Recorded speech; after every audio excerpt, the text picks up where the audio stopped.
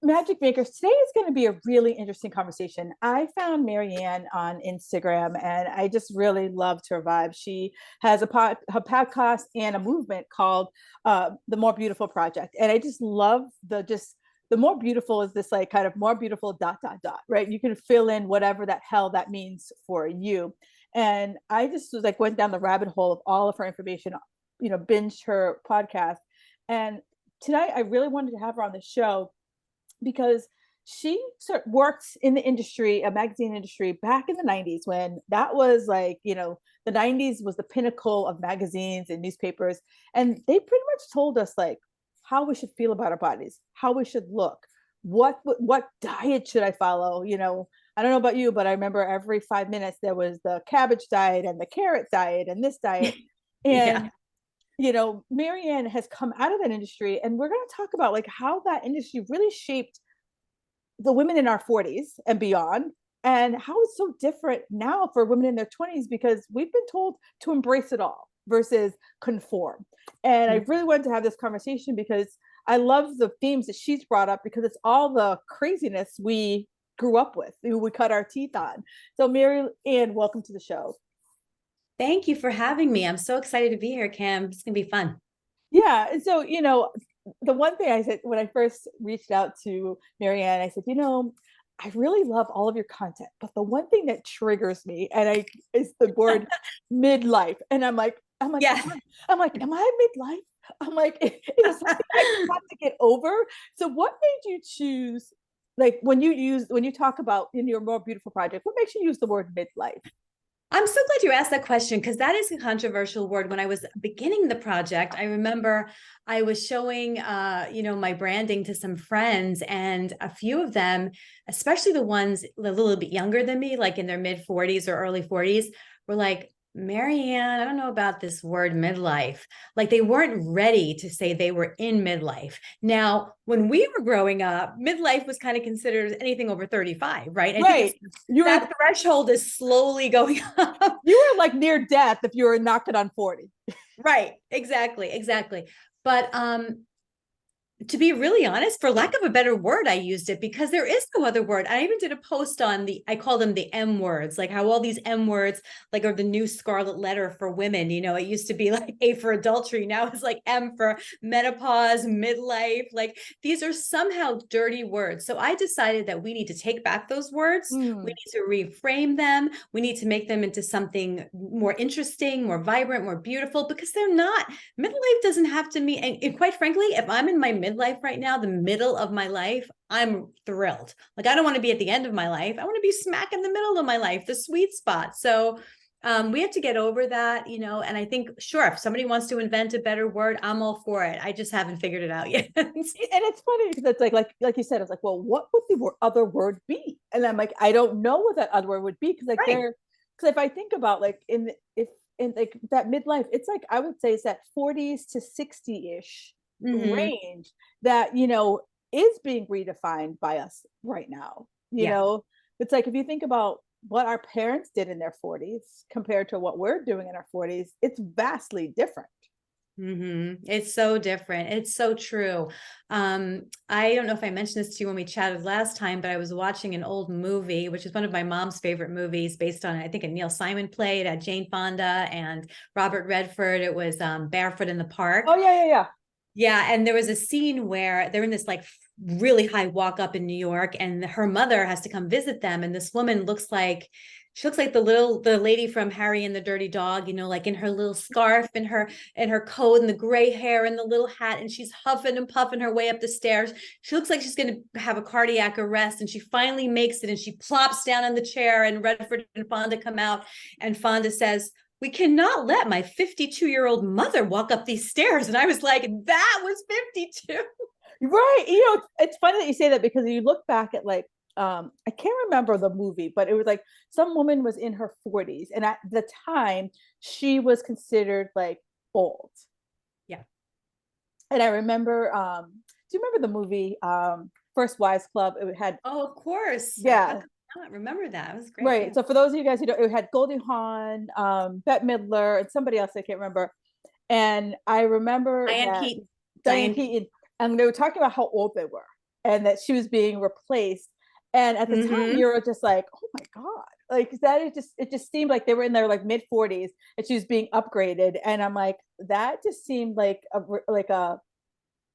they were so old. And then Goldie Hawn was an actress, and she was in her Yeah. 40s, and she the only role she could ever get was being either a mother or a grandmother, and she was Right. I like, remember that. Yep. and she was Yep. besides herself. And like she was like, I And need I more think more. Kim, yeah, correct me if I'm wrong, but that movie started out with a friend of this group of women, a friend of theirs who was played by Stockard Channing, committing suicide, jumping off a building because she felt she was old, her husband had left her. It's Right, like we were just depicted as such desperate creatures if we're in our mid years. right. And or your husband was going to leave you if you didn't, you know work out or get the Botox or dye your hair or whatever it is. And now I feel Right. like, it's now kind of this like gray revolution. You see so many more. Before, if you look at a star, the only star I could ever think of that always had gray hair was Jamie Lee Curtis. She was the only person I ever Yes. saw as an actress that had gray hair. And you're like, good for her. And now I feel like I don't know who was like, you know what? I'm sick of sitting in that salon for 5 hours. I know. I'm getting sick of it myself. I know. I struggle. I'm like, I go back and forth. Yeah, I said I was going to make it to 50 and then let it grow out. And then now I'm like, okay, 60. So Right. we'll see what happens. The goalpost keeps pushing forward. So, Hmm. so back in the day when you were working at these magazines, were you just so like, I was assigned this story and I'm writing this story, or were you just as you're writing the story, you're like, are we just sending women the wrong signal? I have to really think about it because I started, very young. I graduated from journalism school in 91 and had my first magazine. I first worked in newspapers as like a beat reporter. And then I had my first magazine job in the fashion industry when I was about 23, 24. And I stayed in it for about a dozen years. And I was so young, right? So I don't think I noticed as much as I would have, being a little bit older. Like if you started But then, now, yeah, like now, or even like as a 30-year-old. I mean, in my right? 20s, I mean, how could I my only experience with older women and their viewpoints on the whole thing was, we had a few women in the office at the time at my first job who were probably around 39, 40, maybe 42. And I remember us the young women in their 20s, we would be like, what are they still doing here? And why do we want to be here? So we were ageist. We were freaking ageist. And then I remember like the models would come in and we were starting to make progress with diversity. But there was still no age diversity. Like there Right. was, everybody was like 16 or Yeah, yeah. 18. It was nuts. And so it was a youth obsessed culture for sure. Mm, And the whole heroin chic thing, the Kate Moss thing happening at the same time. And that was another very unhealthy kind of viewpoint that you had to be skinny, you had to fit into these crazy narrow clothes, couldn't have hips, couldn't have boobs. I mean, it was such an unhealthy image. And that I understood as being kind of wrong even at the time. And I remember like there was a line or two of clothing for quote plus size women coming out at that time. And I thought, okay, this is a start, but it's nowhere near where it has to be, right. Slow change was very, very slow. And I think back to our generation, how we were bombarded with those images, even Yeah. at a younger age, right? We were teenagers getting like 17 magazine, Mademoiselle, all those magazines that I used to like just devour. They had these young, skinny white models on the cover, and it was so, so unhealthy that it was just too limited, too biased, and just made us feel so inadequate in so many ways. Yeah, and it's funny that you say inadequate, because I think even now, we're fast forward 30 years later, and I still feel women are still thinking to themselves, all the headlines that you pulled off of those magazines, that I should be losing Mhm. 1 to 2 pounds a day. Yep. If think now, like we talked about it in our pre-call, like celebrity X is taking Ozempic, then maybe I should start thinking about Ozempic. And the media just hops on like one piece of research and just can bastardize it so that everyone feels like wait, hang on, should I be doing that? Should I not be doing that? And you just get so round around the axle, you don't even know what end is up anymore. Yeah. But, by embracing those sensationalized headlines and headlines that prey upon women's insecurities and fears, the media has really done itself in. Because I used to think about this in maybe like 20 years ago when we were starting to like replace real journalism with talking heads and pundits, Mm, all this like round the clock journalism. And I said to myself, oh God, this is going to be this is going to backfire big time, because now you're going to right. have everybody and their brother saying they're journalists and hopping on this bandwagon. And now there's no expertise in anything, right? So No. and it's even more confusing because you don't know where all the information is coming from. So you're being bombarded, like you said, with this negativity or this fear mongering, but you don't know like who's writing it. Are they real experts? What do they know? And it's really confusing. Yeah, and it's really tough because you're absolutely right. Because back when you went to journalism school, they taught you how to piece together a story, so that even if you threw in a piece of your opinion, there were more facts in your opinion. Oh my God, my journalism, I went to Northwestern Medill School of Journalism, and we had this copy editing class that was at night. It was 4 hours, 3 hours long, I Oh think. goodness. And they would give us stories, like rough drafts of stories. But this is before the internet. So they were like, fact check this, make sure there's not a single fact in here that's inaccurate. We'd Right. actually have to take addresses and look them up on a map to make sure the neighborhood we were referring to is exactly the right neighborhood. We'd fact check names and ages and dates. And there can never be a one-sided story. You always, even if you disagreed so adamantly, you had to get the other side, Right. and accuracy was it was paramount importance, and it just breaks my heart now to see what's going on in journalism. And I don't even know how they're teaching it, because the whole field is now just almost like a stigmatized because of all the bad journalism, the fake news, the idiots, quite frankly, who say they're journalists. And I'm scared for the future of journalism. I really No, am. you're absolutely right, because if I think about how we were taught to write, you were taught to write like you could talk about your opinion, but it had to be very clear that this was my opinion. Like it Right. wasn't Well, like we didn't know real journalists couldn't give their opinions at all. right, So not only everything had to be a fact or a quote. If it was something that was an opinion, kind of a statement, it had to be in quotes and attributed to someone. And right, it was really rare that you were able to use an anonymous source. Even an anonymous source had to be backed up by another source. So that was number one. And you really, really, really had to, you couldn't inject your opinion, and you couldn't take any free gifts. I remember if I went to interview someone, I couldn't even let them buy me a cup of coffee. I had to accept ah, everything. I couldn't be bribed. So yeah, that's why it cracks me up when I see these people out there online calling themselves journalists and they're getting free product. No, no, no. That is not yeah, journalism. You don't get anything for free if you're a journalist. You're not supposed to. right. No, and you're absolutely right that I don't know when that shift happened, that what became who, what, where, when, and how became, well, I'll talk about the who, but everything else is what I think about the who. Yeah. It's when people started just wanting to get their own beliefs mirrored back at them.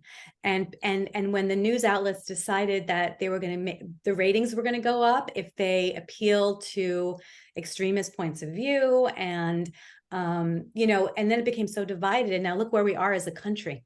Yeah, yeah, you're right. And we can look at where we are as a country, but we also can look at where we are health wise. Is that Mm-hmm. as you mentioned, if a new drug came out, and you would have to say, okay, I'm going to have to listen to side A and have to listen to side B and Yeah. come up with the story, so that if I'm reading it, I'm educated. Versus if I read it from one outlet who's all for it, I'm like, yeah, this is what I need to take. And if I read it from Right. another outlet who's against it, I'm like almost scared that I'm gonna Yeah. die. Yeah, it's so true. You mentioned Ozempic, and I also was just thinking right now of people posting about HRT, hormone replacement therapy, Right. whether or not that it benefits or increases the chances of dementia. So people are kind of reporting on this without giving both sides and revealing all the studies. They're just posting one study at a time. So Right. you read it and you go, holy crap, like you don't know what to believe. And you kind of have to be your own scientist, your own journalist, your own curator of the news to figure anything out these days. Right. And I remember we talked earlier and you were like, I was trying to figure something out. And so you're like, I had to go back to like my journalistic roots and pretty much write your own term paper Yeah. to, to figure out like, what is true opinion, what is middle of the road, and what is just pure and utter bullshit. Yeah, I think you're talking about I was trying to figure out how to work out in midlife as my hormones were changing. And I kept Googling like diet and exercise after 40, diet and exercise after 50. And everybody would give different advice, or it'd be the same cut and pasted story, with the same basic information, but nobody was really getting into the heart of it. And I just decided I'm going to just research this, take a deep dive and write my own story, and it's up on my website. But I also think the other problem, besides the lack of reporting, was the lack of real research that really has been done on women over 40. A lot of research studies medical studies stopped with people over at 39. They stop. And it's so funny Crazy. because I was recently finishing up a course on hormones, and the reason why this is what medicine says. They said they stopped researching on women 40 plus because at that point, most women are starting some form of perimenopause. And because our hormones are so wildly different, they were afraid they couldn't get a good test base. Interesting. And so it's like part of you says, I see that. Part of you says that. The other part of me is like, so all this stuff about us. There's no way that you could test a person before they got into the study so that you found a subset that are in the same menstrual cycle. You couldn't find someone who had roughly whatever the statistical deviation of hormones that could be in a study. You couldn't find any of that. Right. I don't know, because do they not test women who are pregnant? Or, women also go through a lot of hormonal fluctuations prior to. Right. So I was like, I'm like, there's, for me, I'm like, that doesn't hold any water because like before 39, there are so many other factors that could be going on too as well versus, after 40, we just kind of like, you just do you. And so what if our hormones are, but that's the way 50% of the population is. We have fluctuating hormones. So you're not going to study them just because they're happening. It's like, I know. So it was, right. It's kind of seems like, when your parents said, what was that? Just trust me, or like, or don't ask any questions. Like that just seems like that like pat answer that you're just like, that makes no sense. So yeah, I think we were just too busy figuring out how men could get erections until the day they die than we were working on things like female contraception and good HRT and all that stuff. That's what I think. Yeah, because that was going to really move the needle forward for the world. So so as you were kind of walking through this and kind of like hindsight being 2020, how do you see that most women are seeing their body image, right? Are we still caught, especially as our midlife, are we still caught in that 90s body image where we feel like there's a certain aesthetic that, I need to look a certain way versus embracing where we are? That is a great question, Kim, because I think we all like to say that we're not doing that anymore. But I think there's just a lot of stuff that is hard to get out of your head. Oh God, yeah. Right. When you've grown up with these notions and it's ingrained in you like that, I think it's really tough sometimes. And I think we're slowly starting to unravel it and realize what that culture did to us. You and I were talking about our mom's generation, how they were like the diet pill generation, right? And I told you a story about how when I was like 2 years old, I saw my mom put she had these diet pills given to her by her doctor, and she put them in her top drawer of her dresser. And I climbed in and no child safety cap. I took them and I was in an ambulance. Thank God I threw up all over the the paramedic, didn't have to get my stomach pumped. But, we grew up with that. So I am very aware because I'm writing about this constantly, as I'm sure you're a coach, right? You write about this too, and you coach people. So you're aware, but I think it's really hard. I think our job really, we're kind of like this transition generation. And I think Yes. our job is to pass the buck onto our daughters, our kids, and make them like, I never step on the scale in front of my daughter. I Mm, tell her she's beautiful. I don't ask her anything about her weight. I ask her how she's feeling. I ask her if she has yeah. energy. I focus on how she's feeling and not looking. Yeah. Because so many of us grew up with these moms. Mine wasn't like this, actually. I mean, she had the diet pills, but she never critiqued my looks at all, ever. And I'm so grateful for that. She was kind of innately aware, but I know I have friends whose mothers were the type that would go, put a little lipstick on, or you look so pale, or, oh, you gained some Yeah. weight. Yeah. No, and Not you're right. wrong.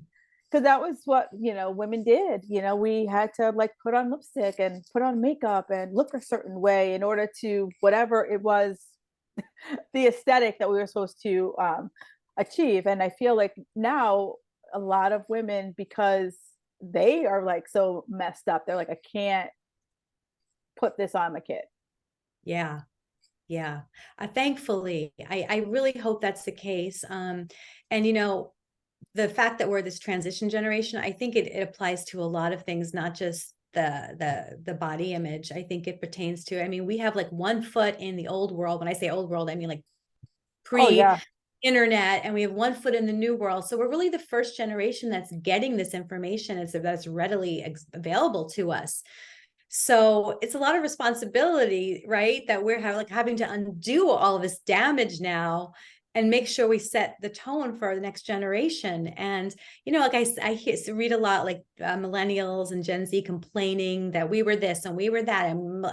And Gen X didn't teach us this. And I'm like, give us a break. The boomers came before us. They didn't do anything. They didn't mentor us. No, Like, we're no, working no. with what we got, baby, We rode bikes without helmets. So there's that. So leave us alone. We rode in cars without safety belts. Oh, I remember like sitting in the front seat. I think I was like 6, and like, there was never like shock and awe that you're a 6-year-old sitting in the front seat. Right, right. It's amazing we're still alive, actually. There's a woman that I follow on TikTok, and she's like, you can only get into Gen Z, and she like has like every day she comes with a new list, and one of the lists was like all of the like games that we played as kids that Yeah. like if you thought now you're like, who thought this was a good idea? Remember those lawn darts that Yeah, I you, do. you threw up in the air? Like, who thought that Yeah. was a good idea? So yeah, so we survived those. So yeah, sorry millennials and everyone who's come past us. We're learning a lot. But I also feel like, back in the 90s, there weren't a lot of places you could get research, right? We didn't have the internet. Right. So if I could only hear it on the news or in the newspaper, but now if or party, and now if you tell me, hey Kim, eggs are bad for you, and I'm like, are they? I could go home and Google it. Right. You can check it, fact check. I could be my own fact checker versus like feeling like, that doesn't sound right, and be able Mhm. to go out and look at it, where back then it was kind of like, you only got like whatever the headline was on the newsstand, and you Right. kind of like, if you decided you want to pick up the magazine, you did. If not, you're like, oh, eggs are bad, and you went on about your life. Yeah. And there was a lot of misinformation. Do you remember like all those sugar studies where the sugar industry kind of paid everybody off? And my father had heart disease, and I remember his doctor saying like, "Oh, sugar's fine. Just don't eat eggs or shellfish." And now we know eggs are okay, and a little bit of shellfish is not going to hurt you, but the sugar is what's going to kill you. And I wish there had been like a lawsuit I could have filed, like because I think the sugar killed my dad. He loved sugar, and he had a massive heart attack at age 46, and he died. So a lot of misinformation that you're right. We could not fact check. And it's really sad looking back. And our generation had a lot of extras to deal with too. Like we came of age during like HIV AIDS. Right. We were scared people scared us to death, and yet we Oh couldn't God, like go for online to get everything. information. We were totally scared of everything.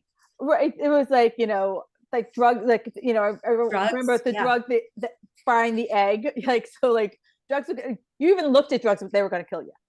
Yeah. Do you remember that commercial? This is your brain on drugs, and they threw Yes. the egg in the frying pan, and just, yeah.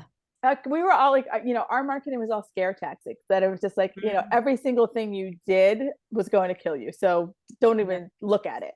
Yeah. But yeah, you're absolutely right that in our generation, we were like, you never, like I said, I couldn't fact check. And so like now all the evidence is coming out that like the sugar industry bribed a million people to like not, really take an in-depth look at what sugar does, or even, remember the whole the got milk thing. And it was Yeah. because people were starting to move away from milk, and they're like, how do we start to get more money back in our pocket? So I'm gonna pay celebrities to put a milk mustache on. And then we had Oprah take on the beef industry, which I Right. love. And it's like, and it's funny because it's like she's Oprah, but Oprah said an offhanded comment, and it who like in her mind she's like, Right. "Are you freaking kidding me?" Like Ridiculous. Ridiculous. Yeah. that it took, like I said, an offhanded comment, and like it just turned into whatever it turned into. But it also shows you the power of celebrity. Yeah. Yeah, absolutely. I don't know. I mean, we had so many things going on in our generation. We also think about all the plastics, right? Because plastic Oh was God. invented after the turn of the century, but it really, I think of The Graduate, the movie, when they're talking about plastics, like that's in the 60s when plastics really started becoming, just ubiquitous, right? Everywhere. And we grew up with plastic containers and bottles and pacifiers and sippy cups. And I mean, remember the TV dinners and all the plastic wrappings on food, and we had fast food and we had soda everywhere. So I really think we did get the brunt of the unhealthy eating and all of that processed food. And so that's another thing I feel like we're dealing with now. I have so many friends in their 50s who are getting sick because of, I think that has something to do with it. That's just my personal opinion, but I do. No, agree. Because if you think about it, back when we were younger, like the kids today laugh when you're like, you drank out of a hose. Like you didn't think twice. Like you wouldn't come into the house and get a bottle of water. Right. Like, or if we were playing sports, you didn't have Gatorade waiting for you. Someone's mother made like watery Tang, and that was like, yeah, that was Tang. Oh my God, I forgot about Tang. Oh. one of my really good friends forever. I think if I went to her house now, her mom would still have some Tang in the fridge. I don't know where she would buy it, but she would probably find a way to find Tang. That's what she drank. And so we didn't have all of these sugary beverages, and you didn't think about it. I remember I was watching I was listening to another health podcaster, and she said, go on Google and just go to images and type family reunion. And she said, I want you to go back 20 years and look at what families look like 20 years ago. Go back 30 years and look at what families look like. And there was only, the prevalence of obesity 20 years ago. Maybe there's a couple people in your family. 30 years, maybe one or two. 40 years, maybe Oh, interesting. like one person. And as you talk about it, you can kind of start to see the overabundance of fast food, processed foods, easy to eat foods, as you were talking about, that, it was our generation that 9 times out of 10, both parents worked. So it was easy to make the processed food for dinner because you had a long day. And That is so true. I mean, the even last thing you yeah. wanted to do is come home and make an hour's worth of dinner. Yeah. Even in countries like Japan, that you can slowly see that change. There used to be no obesity at all. And then you have like Western chains coming in, and then all of a sudden you see people with health problems and overweight. But, you just made me realize there's another thing that we grew up with that I think is really unique to our generation. We were told we could have everything, and our moms thought it was bad enough that their mothers were like, no, you're going to get married, or maybe you're going to become a school teacher or a nurse, right? They were limited in their career scope. But we were told, no, you're not going to be like me and just get married. You're going to get married. You're going to have kids. You're going to have an amazing career. You're going to do everything. Right. And I'm remembering that Angelique commercial. I did a spoof of it on my Instagram. Yes. You know, you can bring home the bacon, fry it up in the pan, and then, you know, make love to somebody like crazy all night long. I mean, come on. And and it's funny that you say that, because as I think about it, a lot of my women, they get caught in the cycle of the Anjuli, that Yeah. I can continue to work out 2 hours, and I can make dinner, and I can take care of my kids and drive them here, drive them there, and be a supportive spouse. And one of the Jenga blocks fall apart. They're like, they don't know what to do with themselves. They're like, oh, Right. I Right. suck. And they're like, we have this, meaning of like, if I can't do 4 million things, I suck. And as I, try to scale back women, I'm like, you know what? Guess what? When I was like 30, I look back some of the shit I did, and I am like, how? How? How? And now I'm like, you know what? Sometimes I'm like, I got an extra hour, and I don't have to put anything in it. I'm just gonna sit here. I'm just Good for you. I'm so happy to do that. Yeah. and it's like old, it took a long time, but old me would have been like, oh, okay, I'm gonna call this person and do this and do that.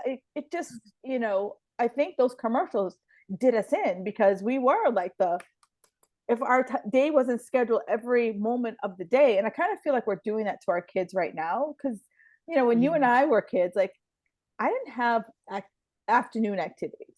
Like, Oh, you came I home didn't from have any school. activities. Right. You came either like you came home directly after school and then you went out, or you hung out in the schoolyard for a little time and then you walked home.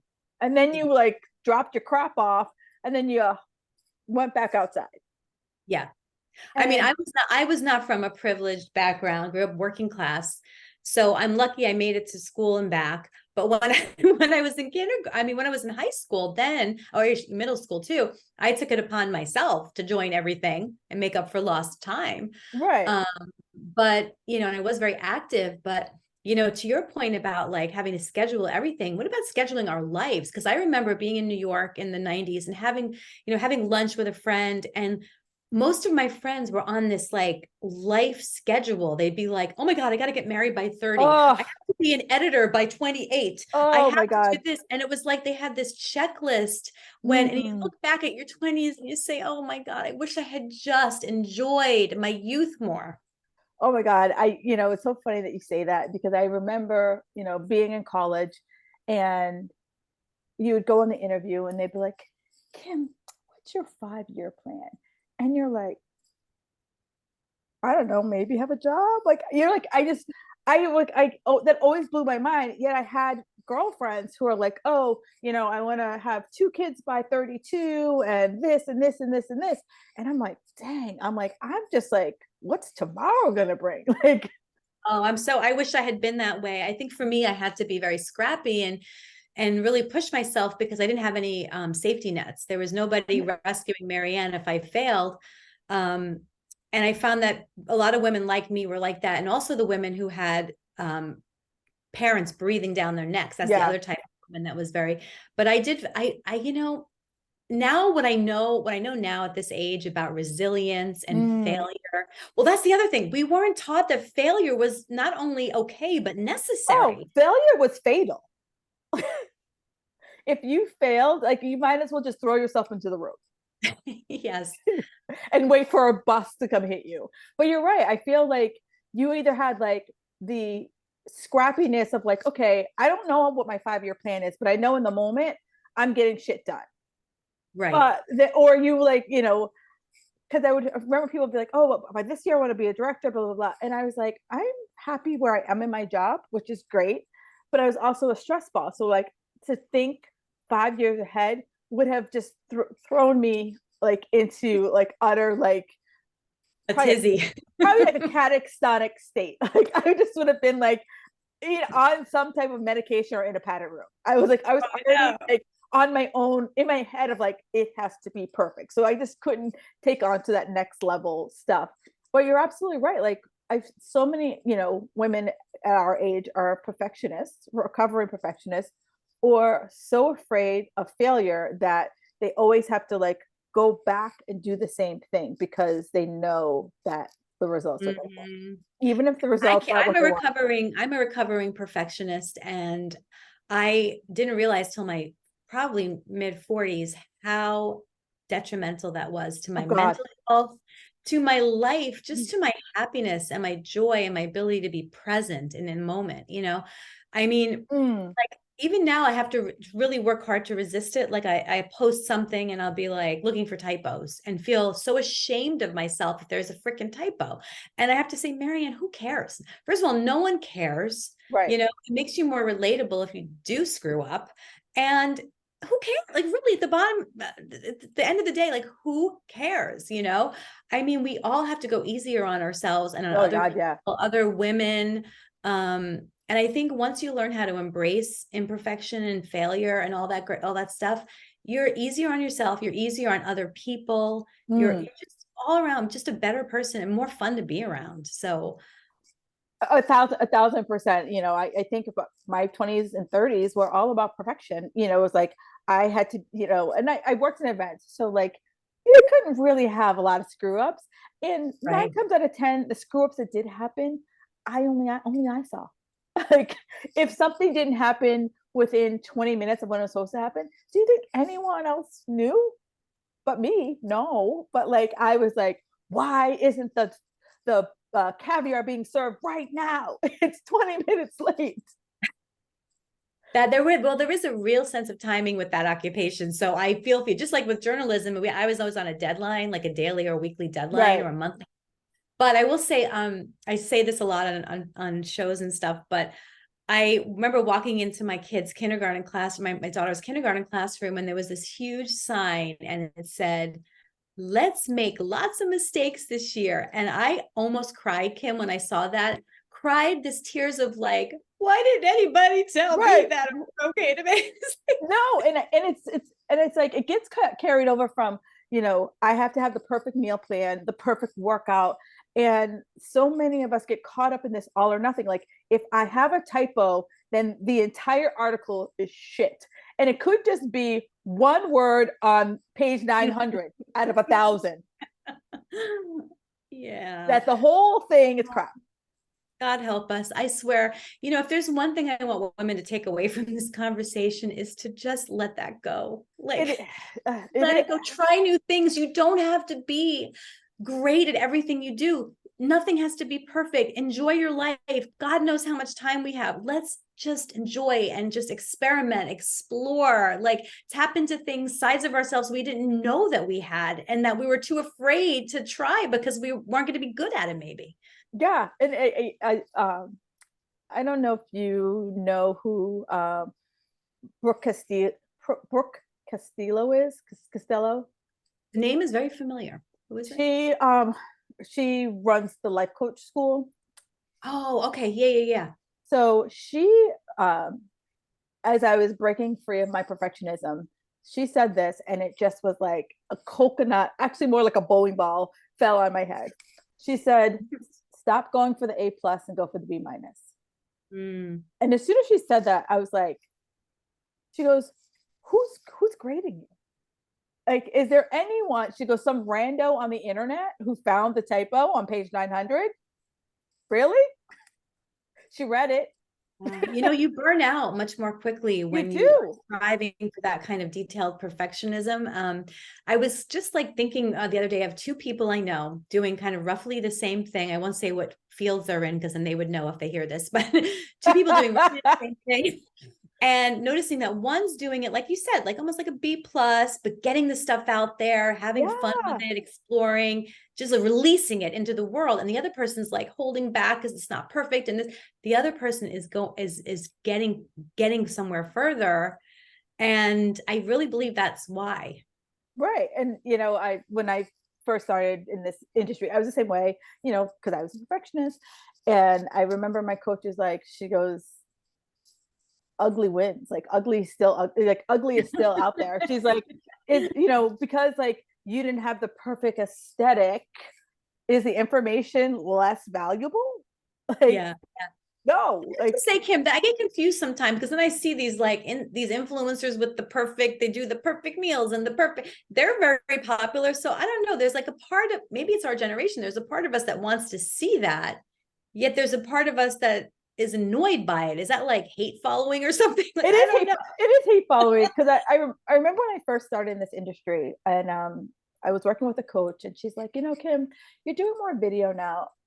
I think you should put on some makeup before you go live. Oh, no, she didn't. So she did, and I was like, huh. Are you still Yeah. friends with her? No, I still, we still have a friendly relationship, but I was like, after that, I was like, I'm probably not going to renew with you. But then I thought to myself, I remember there was this guy that I followed when I first started. He was a huge fitness person, and I remember I got to see him speak, and I was like, oh, so excited. So I go to see him speak, and you know how you have a picture next to the person what they're going to speak. Yeah, I go to sure. see him speak, and I was like, that's him. It was a picture from like 20 years earlier. Oh, yeah. And I was like, you know what?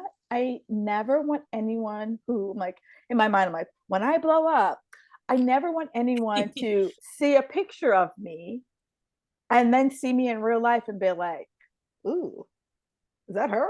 Like, I never, like, and I was like, I always want to be real. And I was like, if you met me on the street, 9 times out of 10, I'm not going to have makeup on. I might have some lipstick on, might have done my brows, but that's about it. I love that about you. I love that. And so I just was like, that was like such a lasting image because I just remember seeing like this guy that I thought, like, I mean, his stuff was still valuable. I'm like, no one on your team told you needed to take a new picture. That you Yeah, need. that's a little nutty. I will say, like I think if you're gonna do that, if you're gonna ever do the makeup, or not you, but you in collective, Right? or the fashion or the hair, do it because you love it. Don't do it because Yeah, someone's telling you to. Like I'm very creative and I love fashion. I love makeup. I have fun with it when I feel like doing it. But other days, you know what? I don't feel like doing it. And if you go on my Instagram, I have pictures of myself with absolutely no makeup. I have pictures with makeup. You know what? When the mood strikes me, I'm 54. I can do whatever the hell I want. That's the way I look at it. yeah. And I look at it like, sometimes I'm like, I'm inspired in the moment, and I'm like, wait, do I have a bra on? Okay, let's go. And that's all. I'm like, no one really should need to see all of Kim. And then I take it from there. But it's, I feel like nowadays, like, we were told, getting back to our original subject, this is what we were told. Like, you were to wear this, these clothes or the brands, right? It was like you went to the mall and you dressed from this particular designer, or you went to this store, you were always like, if you didn't get it from like the Limited or Ann Taylor, or it was, crap if you didn't buy it from there. And we were told this is what fashion was, and this is how you were to look like a woman. And nowadays it's like, it's, we've all moved away from that and said kind of like, hey, I'm comfortable. Yeah. Well, I do remember like back reporting in the 90s in fashion. And I remember that when Sharon Stone she wore like this, I think it was a Carolina Herrera ball skirt with a Gap t-shirt, a $5 Yes. Gap shirt. And that was kind of a turning point for me because I realized that fashion shouldn't be about labels. It's about how you wear something, and you can wear anything. You can wear something from a vintage store. You can wear something from your father's closet. You can wear, it's the way you put it together and make it your own. That's what I love about fashion. Yeah, and I think that was kind of like the turning point of like, so I can match like $1,000 thing with something I got for 10. Yeah, I love that. I do that now. I do that all the time. I was wearing a $20 Target skirt the other day with a like an more expensive pair of shoes. And I was Right. like, I like this. Why not? Right. Because like sometimes you're just, and fast fashion sometimes gets its own Yeah, headlines. we should not buy much fast fashion. I will agree with you. But every once in a while, I have to admit, I see something really cute in Target, but I only Yeah. buy it if I know I'm going to keep it. Right. But it's like, something sometimes is like a little cute and you're like, I need to have that. And it's not like every day you're going out, it's not the stores from the 80s where like you knew the outfit was barely going to make it the evening because it was so cheaply made. Well, I have to say, Kim, too, like I have to indulge in something because some of my biggest pleasures in life are now gone. Like the September issues of magazines. Yes, the thick, Gone. the double. Yes. Oh, I used to have so much fun buying those in September and March, and they're gone. And just little things like that. Like I got to hold on to something, or even catalogs. Like I remember, like every like 5 minutes, I would get a catalog from like Pottery Barn or Restoration Hardware. Restoration Hardware still doesn't even send out their thick kind of like They Bible don't. of it. And so like, you could spend hours, like a half a Sunday, like perusing all of those pages with bookmarking things that you told yourself you were going to buy someday.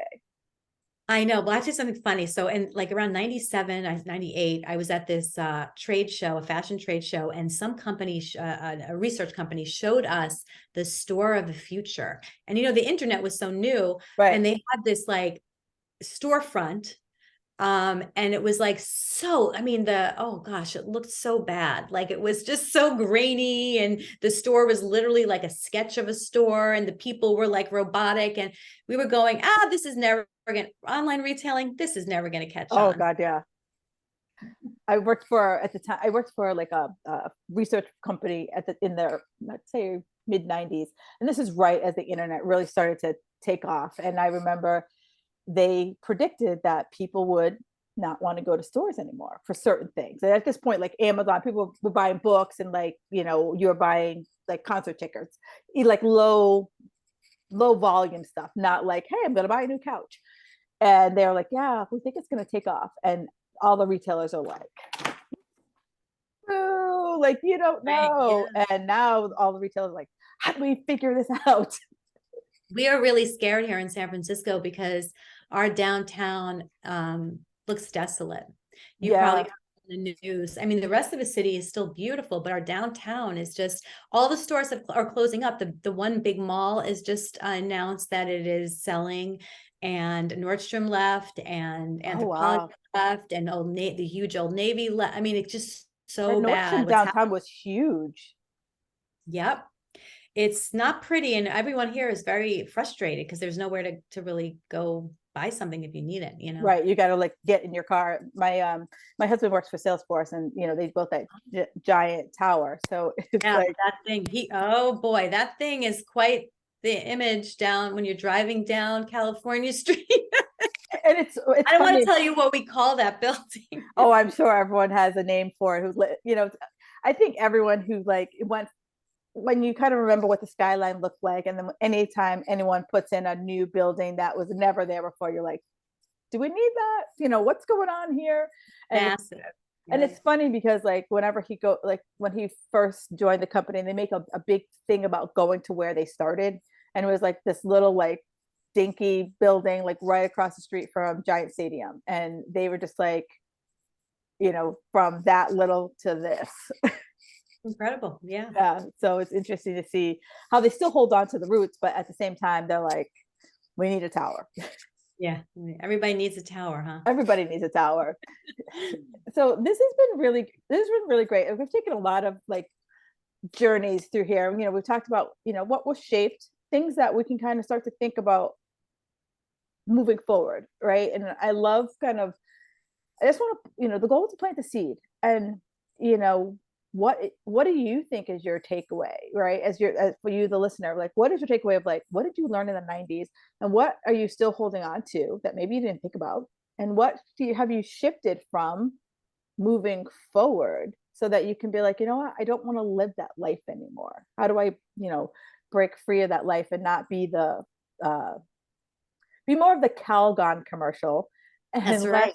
less of the Anjali commercial. And I'm going to write myself a note and put that in, because um, my VA, Liana, I know you're listening to this, and I'm like, I want you to email me if you know any of those references, because both you probably be like, I don't know what those references are. So I will put the links in the show notes. But this has been really good. So for you, so as you were kind of in this industry, you wrote your podcast, the more beautiful project. Is this kind of stemming from all that you saw in the fashion industry back in the day? Yeah. So the podcast is the More Beautiful podcast. The project and the website, More Beautiful Project, because I didn't want it to limit myself to just the podcast. I'm working on a book, and there's some other things I'm aspiring to do with the whole project down the road. But yeah, it started with my newsletter and the podcast, because I was in my 50s already. This is a couple of years ago, and late 2021. And I was looking around me, and I was noticing all the women in my life, all my friends and, family members who had hit that midlife point were feeling like, is this it? Like, am I invisible now? Is society telling me I'm irrelevant? Is there anything to look forward to? I'm dealing with ageism at work. I'm dealing with my body. I don't know my body anymore. I know that's what you specialize in, like getting to the nitty gritty of why our bodies are changing and we don't feel like we have control anymore. And I thought, wait a second, like, as I was researching all this, I was realizing everybody was telling us what we're getting less of as we get older. We're getting less estrogen, less sex drive, less job opportunity. Our kids are leaving, so we have less time with them. It was like less, less, less. And I was like, I think we have more. We have more of so many things. We have more experience. We have more freedom as our kids get older. We have more perspective. We have more, just so much more of so many things that we're not really addressing or embracing or talking about. So that's what I want more beautiful to be, this idea that life gets more fulfilling if we choose that. And here's how we're going to get it. We're going to form this community and try to figure it out together, because how are we going to live the second half of our lives in this vacuum of, game's over, I have nothing left? Like, that's just not healthy. It's not accurate, because the patriarchy that painted this picture for us. And now we have to take that back and we have to reframe our second half of life. 1,000%. And I feel like, people like you and other people that I've started to follow in this space, we're all just feel the same way. We're just like, I learned a lot. And now hopefully I can take all the stuff that I learned and apply it moving forward to my life. Absolutely. Good. And so before I close out every podcast, I always ask people, what's one thing that makes you feel magical? Well, so many things do, but I think right now in the stage of my life, one thing I'm realizing is that being creative, like being in the flow of something, is something that really makes me feel like I knew I enjoyed writing. I knew I enjoyed running, but I didn't really quite pinpoint what it is about those activities. And now that I'm embracing Ikebana, which is the Japanese art of flower arranging, and I'm doing some dance and I'm doing, some more creative writing, I'm realizing, like, when I'm doing that stuff, man, like a lot of women, I am lost in the moment. I probably have a smile on my face I'm not even aware of. Time just flies and I feel like life is just great. And it rejuvenates me and it gives me this like new zest for life. So I would encourage everybody out there to just tap into your creativity. We are all creative beings. Even if you think you're not, you are. Even if you're an accountant, trust me, you have a creative side. And it's so important to tap into that, especially as we get older. Yeah, absolutely, for sure. Because it also keeps your mind sharp, like by learning something that you haven't done before, and helps you slow down. Where can people follow you on the socials? Oh, okay. I'm on Instagram at More Beautiful Project. And you can also find me on my website, morebeautifulproject.com. And you can access the podcast from the website, and you can access the podcast from basically wherever you listen to podcasts. So yeah, and have a listen. Like she said, some really interesting guests and just some really like interesting, just off the topics that a lot of us, I think, just need to press pause for a second and think about how I want the second half of my life to be, right? Because I think of this as like that halftime moment, and maybe you're down, and maybe you're like, how do we regroup and we get ahead moving into the second half of our lives? Because I know that the crazy I felt in the beginning in my 20s and 30s, I have no need for. You know what? It's okay to feel crazy. We all feel crazy from time to time, but I also think with the crazy comes a lot of personal growth. Yeah. Transformation, and just, you got to realize that sometimes the crazy brings something really good with it. Yeah. From all of my crazy in my 20s, I definitely learned the things that I need to just let fall away. And the things that I want to now replace, or just be like, you know what, it's okay to just sit down for an hour. I love that. I'm going to do that today, thanks to you. You're welcome. All right, this has been so awesome. Thank you so much for your time, Maryann. And Thank you for having me. Make sure you follow her, because like I said, when I first read the midlife thing, I was triggered, and then I just went down a rabbit hole, and it was like a black hole of awesomeness. So thank you again. And Magic Makers, make sure you follow her. She has some great stuff. Some of her podcasts are really, really good. All right. Thanks, Kim.